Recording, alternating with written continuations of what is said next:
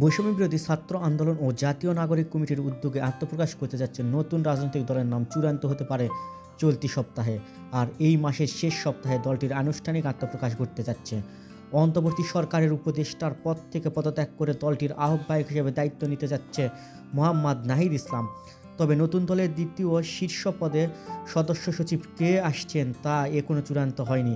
এই পদের জন্য আলোচনায় আছেন জাতীয় নাগরিক কমিটির আহ্বায়ক নাসির উদ্দিন পাটোয়ারি, সদস্য সচিব আক্তার হোসেন ও মুখ্য সংগঠক সার্জিস আলম। জাতীয় নাগরিক কমিটির নেতৃত্ব স্থানীয় দুইজন নেতার নাম প্রকাশের শর্তে প্রথম আলোকে বলেন, উপদেষ্টার পদ ছেড়ে নাহিদ ইসলাম নতুন দলের দায়িত্ব নিতে যাচ্ছেন। চলতি সপ্তাহে বা তার পরের সপ্তাহে সরকার থেকে তিনি পদত্যাগ করতে পারেন। তবে শিক্ষার্থীদের প্রতিনিধি হিসেবে সরকার থাকছেন মাহফুজ আলম, আসিফ মাহমুদ, সজীব ভূঁইয়া। তারা এখনোই দল নতুন যোগদান করবে না।